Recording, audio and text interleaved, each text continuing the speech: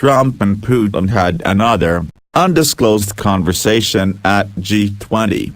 U.S. President Donald Trump and Russian counterpart Vladimir Putin had another, previously undisclosed conversation at this month's G20, the White House has confirmed. They spoke towards the end of a formal dinner, but the White House has not revealed what was discussed. President Trump has condemned media revelations of the talks as sick. The two leaders' relationship is under scrutiny amid allegations of Russian interference in the U.S. election. Trump and Putin had another, undisclosed conversation at G20. U.S. intelligence agencies believe Moscow tried to tip the election in Mr. Trump's favor, something denied by Russia. Mr. Trump has rejected allegations of any collusion. Russia, the cloud over the Trump White House. Trump and Putin, comparing them, and the extra conversation happened during a private meal of heads of state at the G20 summit in Hamburg earlier in the month. Mr. Trump left his seat and headed to Mr. Putin, who had been sitting next to Mr. Trump's wife, Melania, U.S. media said. The U.S. president was alone with Mr. Putin, apart from the attendance of the Russian president's official interpreter. Mr. Trump had been seated next to Japanese PM Shinzo Abe's wife, so the U.S. interpreter at the dinner spoke Japanese, not Russian. No media were in attendance. Analysis: uncomfortable questions raised. Jonathan Marcus, BBC News defense and diplomatic correspondent. Given the poor state of relations between Washington and Moscow and the controversy surrounding Russia's efforts to interfere with the U.S. presidential campaign, each and every encounter between Mr. Putin and Mr. Trump is bound to be carefully scrutinized. Thus, the apparently impromptu discussion between the two men at the G20 dinner inevitably raises many questions. What was President Trump seeking to do in approaching the Russian president? Were matters of substance discussed? If so, why was no formal note taken? And why did the U.S. president have to rely upon a Russian official for translation? This is all highly unusual, especially at a time when relations between the two countries are laden with so many problems. Mr. Trump also appeared unaware of another dimension, the message that his tête-à-tête would send to other leaders in the room, who must have watched the U.S. president's gambit with some unease. The length of the talks has been disputed.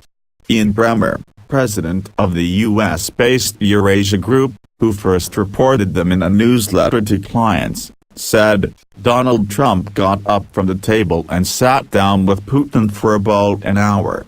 It was very animated and very friendly. No one else was nearby, so the topics of discussion were not known, he said. Mr. Bremmer had not been at the dinner but said details were given to him by unnamed attendees who, he said, were flummoxed, confused and startled by the turn of events. Mr. Bremmer told Bloomberg he had never before seen two major countries with a constellation of national interests that are as dissident, while the two leaders seem to be doing everything possible to make nice and be close to each other. In a statement, a senior White House official said there was no second meeting, just a brief conversation after dinner. Donald J. Trump said on Twitter, "The fake news is becoming more and more dishonest. Even a dinner arranged for top 20 leaders in Germany is made to look sinister." The official said, "The insinuation that the White House has tried to hide a second meeting is false, malicious and absurd. It is not merely perfectly normal, it is part of a president's duties, to interact with world leaders." National Security Council spokesman Michael Anton said it was not a meeting but a pull aside, adding, "A conversation over dessert should not be characterized as a meeting." Mr. Trump later said on Twitter, "Fake news story of secret dinner with Putin is sick. All G20 leaders, and spouses, were invited by the Chancellor of Germany. Press knew. The dinner and its attendees have always been known.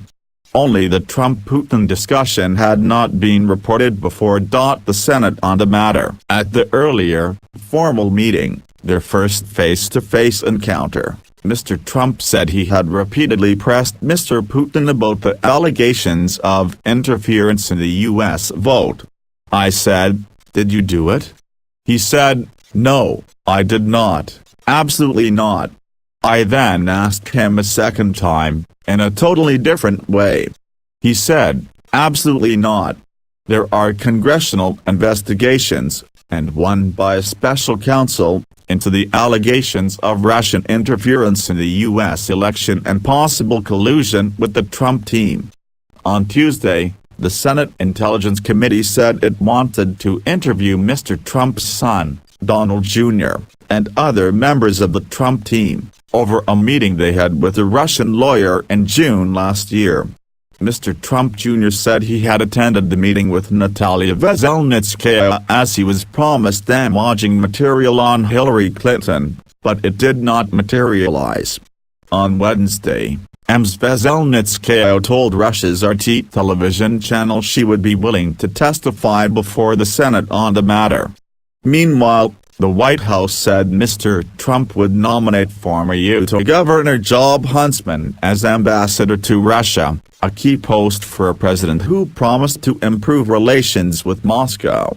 Mr. Huntsman, who served as ambassador to China and Singapore, needs to have his name confirmed by the Senate. The suspicions over Russian interference are likely to play a significant factor in his confirmation process, correspondents say.